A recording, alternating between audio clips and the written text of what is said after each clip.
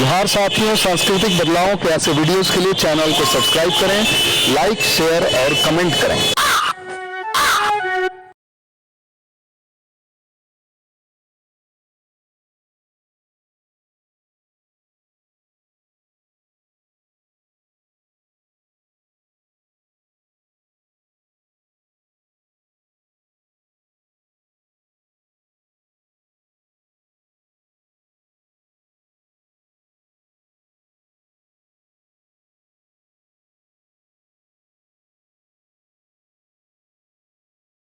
कि आज के जो हमारे प्रथम प्रमुख वक्ता है आदरणीय पीसी चौरसिया सर हैं, जो कि मूलतः छतरपुर मध्य प्रदेश के रहने वाले हैं और वर्तमान में आप दर्शन शास्त्र में असिस्टेंट प्रोफेसर के रूप में पाटलिपुत्र यूनिवर्सिटी पटना बिहार में पदस्थ हैं। तो मैं मिशन के माध्यम से सम्मान सर को इनवाइट करता हूं कि सर आप आए, अपना उद्बोधन रखें। आदरणीय पीसी चौरसिया सर, आपका स्वागत है सर। राष्ट्रीय पुरोहित प्रशिक्षण मिशन के इस आभासी पटल पर जुड़े हुए समस्त सम्मानित साथियों को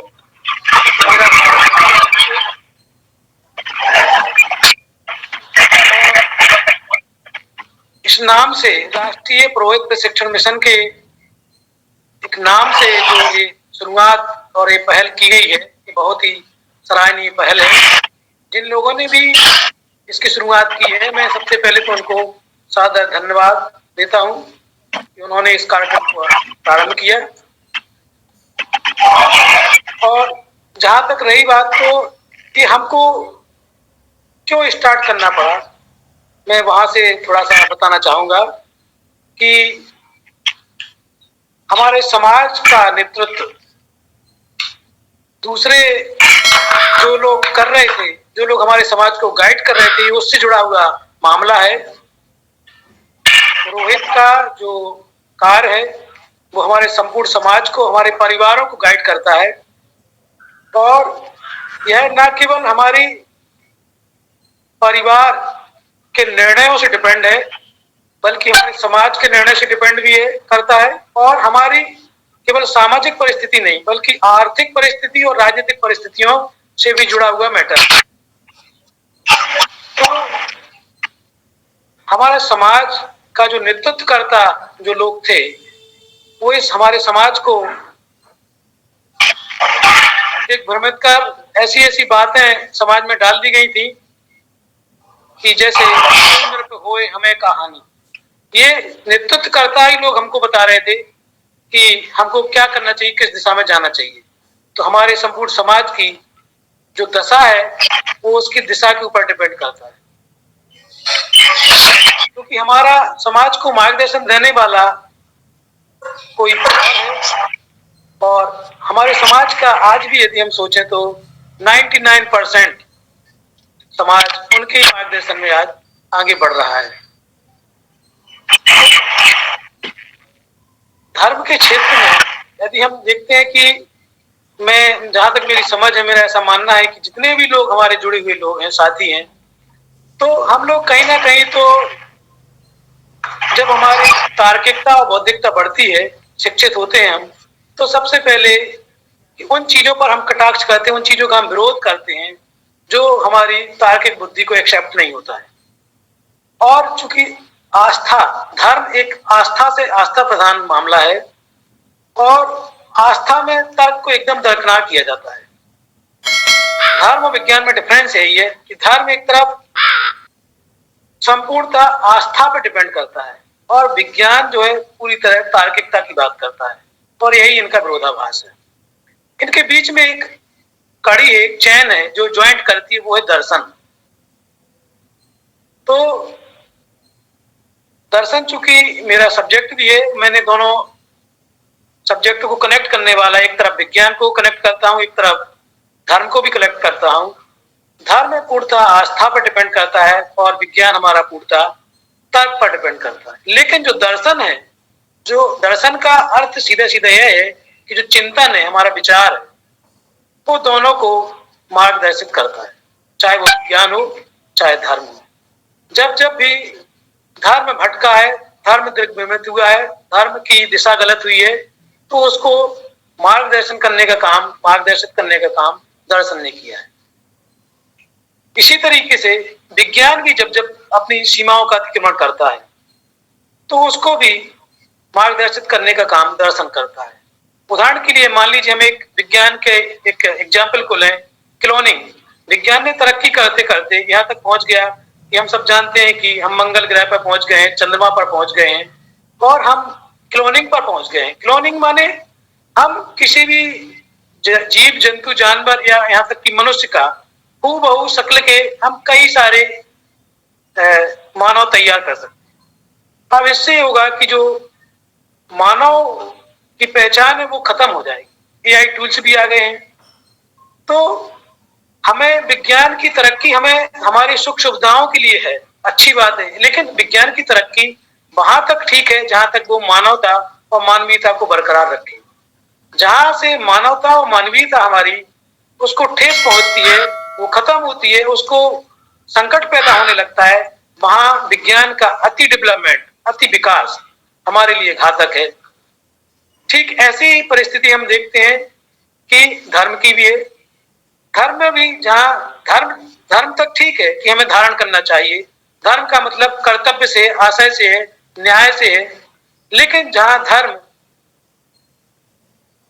अपनी सीमाओं का अतिक्रमण कर धर्मांधता की तरफ चला जाता है, धार्मिक उन्माद की तरफ चला जाता है, तो धार्मिक उन्माद हो या धर्मांधता हो, दोनों मानवता के लिए घातक है। क्योंकि मुख्य केंद्र तो हमारा मनुष्य है, मानवता है, मानवीयता है। मानवीयता, मनुष्य और मानवता, इन तीनों के सारे स्रोत हैं और इन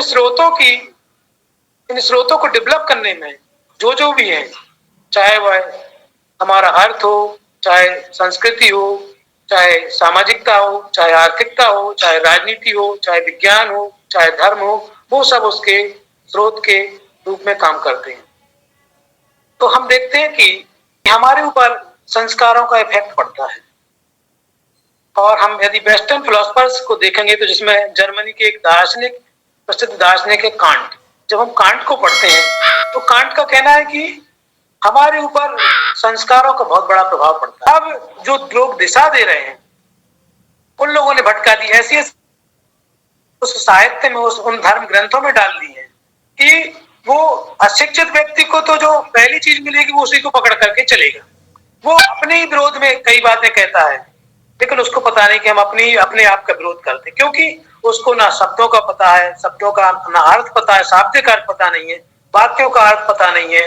और उस साहित्य में, जिस साहित्य को पढ़ रहा है, जिस साहित्य को वो सिरोधार कर रहा है, जिसको वो डेली, जिसका नमन कर रहा है, वंदन कर रहा है, उस साहित्य में उसके विरोध में ही क्या क्या चीजें लिखी गई है, वो उस चीज की उसको समझ नहीं है। क्योंकि मेरा स्पष्ट मानना है कि साक्षर होना, शिक्षित होना, इन सबसे ऊपर होता है समझ। कोई व्यक्ति अशिक्षित हो सकता है उसकी समझ अच्छी हो, कोई व्यक्ति शिक्षित हो सकता है उसकी समझ ना हो। और यही चीज है कि हमारे समाज के में बहुत से लोग पढ़े लिखे हैं, पढ़ लिख गए हैं, वो अपने आप को शिक्षित मानते हैं, लेकिन शिक्षित होने के बावजूद भी उनके अंदर समझ डेवलप नहीं हुई। तो समझ महत्वपूर्ण है, शिक्षा से ऊपर भी समझ होती है।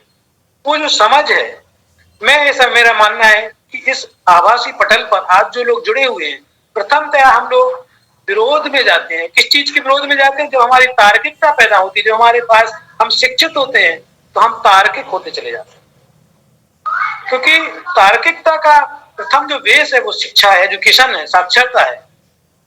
साक्षरता से ऊपर हमारी शिक्षा। जब हम शिक्षित होते हैं तो हम तार्किक होते हैं। तार्किक होने पर जब हम उन बातों का जो हमें लगती है कि ये धर्म नहीं, धर्मान्धता है, उनका जब हम विरोध करते हैं तो हमारे अपने लोग ही हमारे विरोध में खड़े हो जाते हैं। जब हमारे अपने लोग ही हमारे विरोध में खड़े होते हैं तब हम चिंतन और मनन की सेकंड पोजीशन पर पहुंचते हैं। सेकंड ऑर्डर इंक्वायरी जिसे फिलॉसफी में कहा जाता है। What is the philosophy and why it is called the second order inquiry? अनवीक्षा का द्वितीय चक्र। जब हम अनवीक्षा की द्वितीय चक्र में पहुंचते हैं तो हम देखते हैं कि ये लोग विरोधी क्यों होते हैं, हमारे विरोध क्यों होते हैं। तो हम जानते हैं कि विरोधी इसलिए होते हैं क्योंकि उन पर जो बचपन से संस्कार डाले गए, माता पिता द्वारा कहा जाता है कि बेटा ये आपके गुरु हैं, ये पुरोहित जी हैं, हमारे परिवार के पुरोहित जी हैं, ये हमारे परिवार के ब्राह्मण देवता हैं। उनको देवता जब सिद्ध किया जाता है तो हम उन देवताओं के इनको पैर छूना चाहिए। उनके लिए हम बताते हैं कि इनके पैर छूना चाहिए, इनका मान सम्मान करना चाहिए, इनकी बहुओं बेटियों माताओं पिताओं, इनका अशिक्षित व्यक्ति भी हो उसका भी सम्मान करना चाहिए। वो हमारे ऊपर बचपन से संस्कार डाले जाते हैं। लेकिन हमारा जो परिवार का, हमारे समाज का, हमारा खुद रिश्तेदार हो, उसके प्रति हम ऐसा कभी भी अपने व्यक्ति को नहीं बताते। न किसी धर्म ग्रंथ में, न किसी साहित्य में ये चीजें लिखी गई हैं, और न किसी हमारे शिक्षा के हमारे जो शैक्षणिक सिलेबस है, जो हमारा कहना चाहिए सिलेबस तो हिंदी में क्या कह सकते हैं, पाठ्यक्रम है, पाठ्यक्रम में भी ये चीजें नहीं जोड़ी गई हैं। तो हमारी जो समझ के विकसित करने के लिए बहुत सारी ऐसी चीजें हैं वो पाठ्यक्रम में नहीं जोड़ी गई हैं, और न हमारे महापुरुषों की बातों को जोड़ा गया है। तो हमारे बच्चों की जो समझ है, हमारे समाज का जो दिया जाता है धार्मिक गुरुओं के माध्यम से, परिवार के माध्यम से जो दिया जाता है, वही हमारे बच्चों की समझ पैदा होती है। तो हमारे बच्चों की समझ भी डेवलप नहीं हो पा रही है। तो इस समझ को डेवलप करने के लिए जो आज ये राष्ट्रीय पुरोहित प्रशिक्षण मिशन का ये जो आलोक जगाया गया है, ये अलख जगाई गई है, इसके माध्यम से ये बहुत ही भारत का जो डेवलपमेंट है, उस डेवलपमेंट के लिए एक बेहतरीन उपाय के रूप में ये भविष्य में सिद्ध होगा। ऐसी मैं आशा करता हूं। मुझे पूर्ण आशा और विश्वास है कि ये बहुत ही कारगर कदम उठाया गया हमारे समाज के बुद्धिजीवी लोगों के द्वारा, जिन्होंने पहले तार्किकता के माध्यम से अपने समाज का दंश झेला भी होगा, और बहुत से लोगों का आज भी झेल रहे होंगे, क्योंकि हमारे लोगों की मेंटेलिटी में बैठा दिया गया है कि धार्मिक कार्यक्रम जितने भी हैं वो केवल ब्राह्मण के माध्यम से ही सफल होते हैं, ब्राह्मण को ही करवाना उचित है, और उनके द्वारा ही जब करवाया जाता है तो हमें उसका पुण्य या लाभ मिलता है। किंतु जब इसमें समाज के बहुत सारे लोग, बहुतरी लोग, जो बौद्धिक लोग हैं, जो जागरूक लोग हैं, जो समझदार लोग हैं, जब उनका एक बाहुल्य इस समाज में आएगा और उन सब समाज को हम कड़ी से कड़ी जोड़ते चलेंगे, और जोड़ने का काम, मुख्य काम है संयोजक का काम। जब संयोजन का काम इसमें होगा तो देखिए समाज में बदलाव अवश्य आएगा।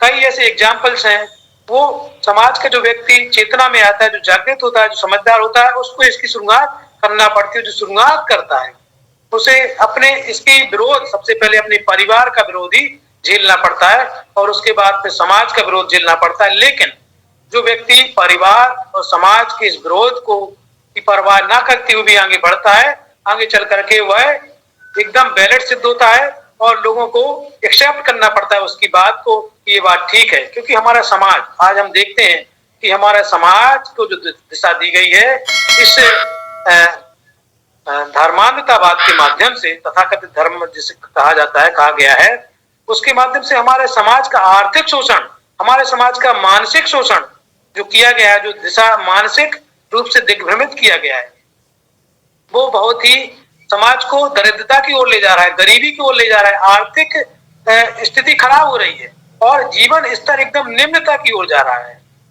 तो जीवन स्तर की इस निम्नता को क्योंकि इसलिए है क्योंकि हमारे जो हमको दिया गया उसमें लिखा गया है। सबसे पहले हमको इस चीज को समझना पड़ेगा कि हमारी जो शुरुआत है, तो बेस है, वो हमारा रिलीजन कहा गया, धर्म। और उसमें प्रथम जो हम देखते हैं कि हमारे दो धर्म गुरु हैं। हम देखते हैं कि एक हमारा साकार है और एक निराकार की बात करता है। जब हम दार्शनिकता की पोजीशन में पहुंचते हैं तो हमारे समाज के दो पैटर्न हमको प्राप्त करते होते हैं, महापुरुषों में भी, धार्मिक गुरुओं में भी। एक है कि जो कहता है कि ईश्वर निराकार है, और दूसरा कहता है कि ईश्वर साकार है।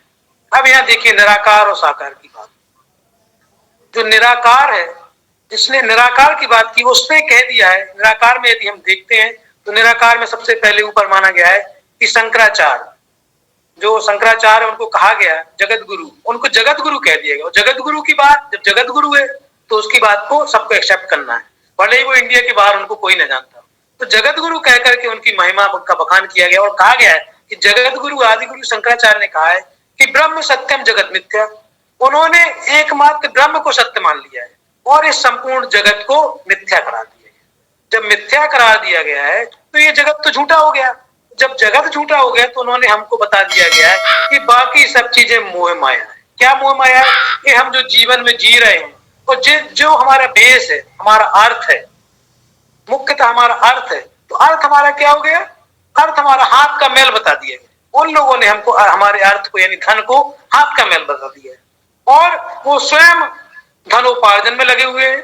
कोई भी काम हम करवाते हैं तो कहते हैं इसका इतना लगेगा, इसका उतना लगेगा। हम कभी भी किसी कार्यक्रम में बुलाते हैं तो हमसे ज्यादा किसी कार्यक्रम में उनको मिलता है तो वहां चले जाते हैं। तो ये जो दिग्भ्रमित की स्थिति है, हमारे समाज को भ्रमित किया गया है। हमारा समाज जो जीवन है वो चलता है धन से और हमको मेनली डिपेंड कर दिया किस पे? धन पे। हमारा समाज चलता है धन से और हमको दिग्भ्रमित किया गया धर्म के माध्यम से। तो जब इस चीज की चेतना हमारे लोगों में आई कि नहीं, हमको हमारे समाज को दिग्भ्रमित किया गया और किसके द्वारा किया गया? जो लोग हमारे समाज के ड्राइवर थे, हमारे समाज के चालक थे। चालक कौन था? चालक किसी चालक, जिस मान लीजिए किसी बस का चालक है, वो उस बस को जिधर लेना चाहेगा उसकी सवारियां वहां चली जाएंगी। तो हम सब लोग सवारी बने हुए थे और ड्राइवर कोई और था। तो जब हम इसकी ड्राइविंग जब हमारे हाथ में आएगी तब हम अपने समाज को अपने सही दिशा में ले जा सकेंगे। कि हमारे समाज को आज हम देखते हैं कि जैन लोग हैं, बहुत कम लोग हैं संख्या में, लेकिन आप देखिए कि उनका आर्थिक जीवन का स्तर क्या है। और हमारे समाज का, हम बहुसंख्यक हैं, वो लोग 2%, हम लोग 60% है। हम 60% और लोकतांत्रिक व्यवस्था में भी, लोकतंत्र में उसकी सत्ता, संपत्ति, सम्मान वो मालिक होता है जिसकी, जो लोग बहुसंख्यक होते हैं। क्योंकि ये तो आंकड़ा है। Politics is not an art, politics is a mathematics. जिसके पास एक नंबर भी ज्यादा है बहुमत से, या 51% है, टोटल 100% में से जिसके पास 50% है वो मालिक होता है। लेकिन हम तो 60% होकर भी हम ना मालिक है, ना हमारे पास सत्ता है, ना संपत्ति। मैंने ये चीज डाली थी कि उसकी वजह है कि हम ड्राइवर नहीं है। लेकिन ये जो मिशन है, ये जो चलाया गया, ये ड्राइविंग सीट पर हमारे लोगों को बैठने के लिए एक प्लेटफॉर्म तैयार किया गया, बहुत अच्छी चीज है। और हम कई बातें जब हम लोगों के सामने कई चीजें कहते हैं तो लोगों को लगता है कि ये बात हमारे मिशन के विरोध में कोई नहीं है। हम अपने एक्चुअली में हमारे समाज में जो बहुत सारे लोग हैं, जो विद्वान लोग हैं, जो वैचारिक लोग हैं, हमें उनको, उनकी बातों को एक्सेप्ट करके उनकी बातों को सुनना चाहिए। हो सकता है कोई नई बात हमको दे रहा हो, लेकिन हम क्या करते हैं हमारे लोगों में कि हम अपने समाज के, अपने व्यक्ति की विद्वता को एक्सेप्ट नहीं करते। हम तुरंत उसके नेगेशन में बोलने लगते हैं, उसका विरोध करने लगते हैं। हो सकता है कि हम किसी बैलून को, उसका रेडियस है, हम दो फीट बढ़ा सकते हैं। कोई सामने वाला ऐसा व्यक्ति वो उसका 4 कर सकता हो, तो हमें उसको सुनना चाहिए कि हम इसको और कितने अच्छे तरीके से, बेहतर तरीके से इसको डेवलप कर सकते हैं। उन सबको एक्सेप्टेंस हमको करना चाहिए। जो व्यक्तिगत संकीर्णता है, जो मानसिक संकीर्णता है, जो तार्किक संकीर्णता है, जो विद्वता की संकीर्णता है, इन सब संकीर्णताओं से हमको ऊपर उठना होगा। और विद्वता, इन संकीर्णों के साथ साथ हमको जाति की संकीर्णता से ऊपर उठना होगा। जब हम जाति की संकीर्णता से ऊपर उठाएंगे तो चूंकि स्टेप वाइज होगा। जैसे कई लोग कहते हैं कि आप ओबीसी की बात करते हैं, मेरा ऐसा मानना है कि SC ST OBC, चूंकि हमारे जो संस्कार पड़े हुए हैं वो हमारे संस्कार हमको उठने नहीं देते, हम जाति तक हमको सीमित करते हैं। तो पहले हमको जाति तक सीमित करते हैं, हमको जाति की जो बाउंड्री है उसको पार करना पड़ेगा। जब हम जाति की बाउंड्री को पार करेंगे और जब हम एक जमात, जिसको हम कैटेगरी कहते हैं, कोई भी डेवलपमेंट है वो स्टेप वाइज होता है। तो डेवलपमेंट को स्टेप वाइज हमको आगे बढ़ना है। इस स्टेप वाइज डेवलपमेंट को आगे बढ़ाने के लिए हमको एक सिस्टमैटिक संस्थान को खड़ा करना पड़ेगा। मैं बार बार इस बात को कहता हूं कि हमको कोई भी काम संस्थागत रूप में काम में आगे बढ़ना पड़ेगा। और जब हम संस्थान रूप में एक सिमेट्री बनाते हुए आगे बढ़ेंगे तो सिस्टम से जब हम आगे बढ़ेंगे तो हमारा संस्थान हवा हवाई ना होकर के हम पूर्णतः एक सिस्टमैटिक वे में आगे बढ़ेंगे। और हमारी जो प्रथम इकाई है, ग्रामीण इकाई से लेकर के नगर की इकाइयां हैं, और हमारी नगर पालिका की इकाइयां हैं, हमारी जिला इकाइयां हैं, हमारी प्रदेश इकाइयां हैं, हमारी राष्ट्रीय इकाइयां हैं, तब हम इसको एक सिस्टमैटिक वे में खड़ा कर पाएंगे। एक कनेक्टिविटी में हम एक माला बना पाएंगे जिसमें हमारे सारे लोग कनेक्शन में होंगे। पहली बात तो कि हमारी जो इंडिविजुअलिटी है वो कनेक्टिविटी होगी। दूसरा, हमारे जितने भी डिपार्टमेंट्स हैं जो मानवीयता को केंद्र में रख करके, जिसका केंद्र बिंदु मानव है, उसके जितने डिपार्टमेंट्स है, चाहे वो सामाजिक हो, आर्थिक हो, धार्मिक हो, राजनीतिक हो, सांस्कृतिक हो, साहित्यिक हो, न्यायिक हो, सुरक्षा हो, इन सब की हम सिमेट्री बनाते हुए जब हम आगे बढ़ेंगे, व्यापार हो, बिजनेस हो, इन सब की सिमेट्री जो हम आगे बढ़ाते हुए आगे बढ़ेंगे, तब हम अपने इस मिशन को, किसी भी क्षेत्र के मिशन में सफल हो पाएंगे। और हमें इन मिशन में कनेक्टिविटी अपने अन्य लोगों, अन्य जो डिपार्टमेंट्स उनके साथ कनेक्टिविटी इसकी बनानी पड़ेगी। जब हम कनेक्टिविटी बनाएंगे तो सारे जितने भी अन्य जो हमारे डिपार्टमेंट्स हैं, अन्य जो क्षेत्र हैं, चाहे वो सामाजिक क्षेत्र हो, चाहे वो राजनीतिक क्षेत्र हो, चाहे वो आर्थिक क्षेत्र हो, वो हमारे सब सहयोगी के रूप में हमारे साथ खड़े दिखेंगे। अभी होता क्या है कि हम किसी भी एक क्षेत्र में कदम बढ़ाते तो हम दूसरे क्षेत्र को विरोधी मान लेते हैं। हमको विरोधी नहीं मानना है, जिसके जिस क्षेत्र में रुचि होगी वो उस क्षेत्र को अपने आप उस क्षेत्र में उसको एक्सेप्ट करके उस क्षेत्र में वो चला जाएगा। क्योंकि जिसका मान लीजिए खेल में रुचि है वो खेल में चला जाएगा, जिसकी धर्म में रुचि है वो धर्म में चला जाएगा, जिसकी शिक्षा में रुचि है वो शिक्षा में चला जाएगा, जिसकी बिजनेस में रुचि है वो व्यापार बिजनेस में चला जाएगा। पर हमारे सिमेट्री रहना पड़ेगा। अभी क्या है, हम लोगों के अंदर इंडिविजुअल व्यक्तिगत डेवलपमेंट की लालसा और व्यक्तिगत संकीर्णता ये हम लोगों के अंदर कूट कूट करके भरी गई। और ऐसे वाक्य भी हमारे लोगों के बीच में डाले गए हैं कि जैसे कहा गया है कि अगर किसी से आपको अपना बिगाड़ करना हो तो आप उसके साथ पार्टनरशिप कर लीजिए। ये मेंटलिटी में हमारे डाला गया है। इसी तरीके से एक और मेंटलिटी में डाला गया कि सुबह से किसी तेली का मुंह नहीं देखना चाहिए। तो किसी दूसरे व्यक्ति ने, किसी दूसरे समाज के लोगों ने हमको आपस में लड़वाने जो जो चीजें डाल दी हैं, हम उसको पकड़ करके जकड़ करके मान करके बैठ गए और उस पे आधार को उसको चलते हैं। इसी तरीके से एक हमारे माइंड में डाला गया है को निर्भ होए हमें कहानी। अब को निर्भ होए हमें कहानी अगर इसको हम आधार मान लें तो हमारे समाज का अधिकांश लोग इसी चीज को मान बैठते हैं कि कोई भी राजा हो, और राजा का जो संबंध था उस समय राजा होते थे तो राजाओं की बात डाल दी गई।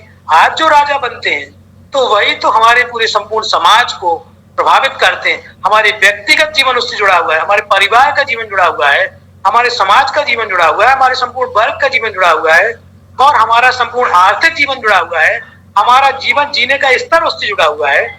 हमारे समाज का कितना बड़ा नुकसान हो रहा है इस मेंटेलिटी को कारण किस में डाला गया है, हमारे धर्म ग्रंथों में लिखा गया है, जिसको हम दोनों हाथ जोड़ करके नमन करते हैं और हम उसको श्रद्धा से उसको प्रणाम करते हैं डेली।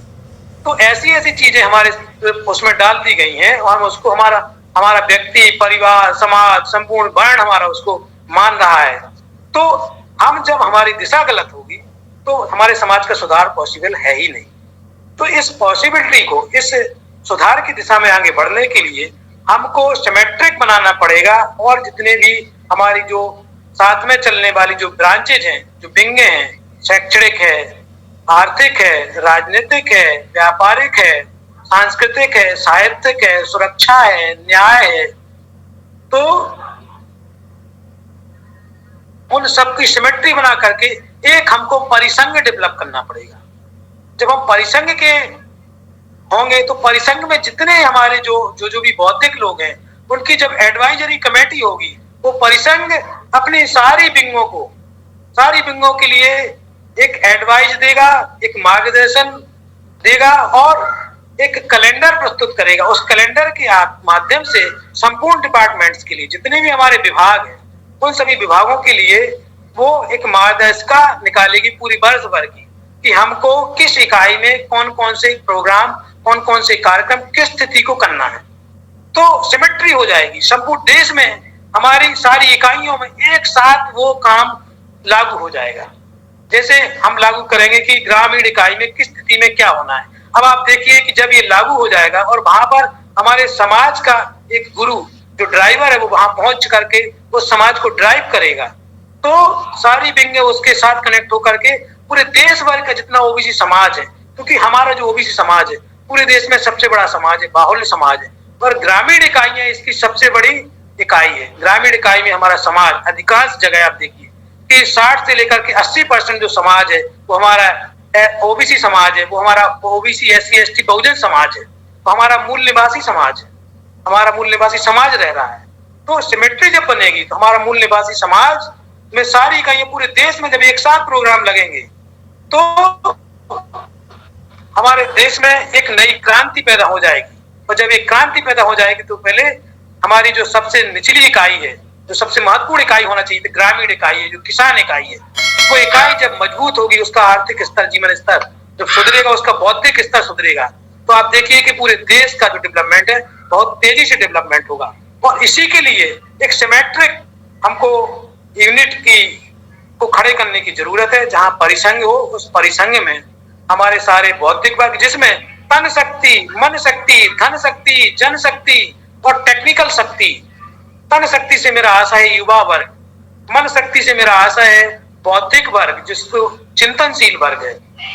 धन शक्ति से मेरा आशा है मेरे समाज के, हमारे समाज के धनाढ्य लोग, और टेक्निकल शक्ति से मेरा आशा है हमारे समाज के जो टेक्निकल नॉलेज रखने वाले, कंप्यूटर का नॉलेज रखने वाले हमारे इंजीनियर्स लोग हैं, वो सभी लोग। मन शक्ति में हमारे प्रोफेसर, इंजीनियर्स, ये बहुत सारे जो कैटेगरी के लोग, वकील, एडवाइजरी कमेटी में जब सारे लोग रहेंगे, तो हमारे पास किसी क्षेत्र की, किसी भी क्षेत्र की कमी नहीं रहेगी, उस सिमेट्री में हम लोग आगे बढ़ेंगे।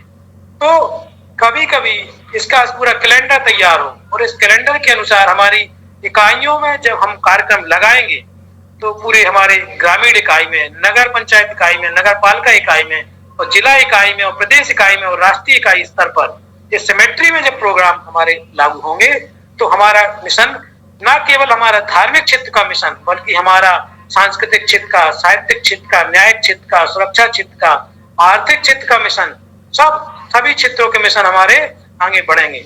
और इसमें सबसे महत्वपूर्ण है इस मिशन को डेवलप करने के लिए, वो है हमारा धन। क्योंकि जहां धन नहीं होता वहां मन नहीं लगता, जहां अर्थ नहीं, अर्थ बिना सब व्यर्थ। जहां अर्थ होता है वहां सब सारे काम सफल हो जाते हैं। तो अर्थ की जो व्यवस्था है, उस व्यवस्था को सिस्टमेटिक बनाना पड़ेगा।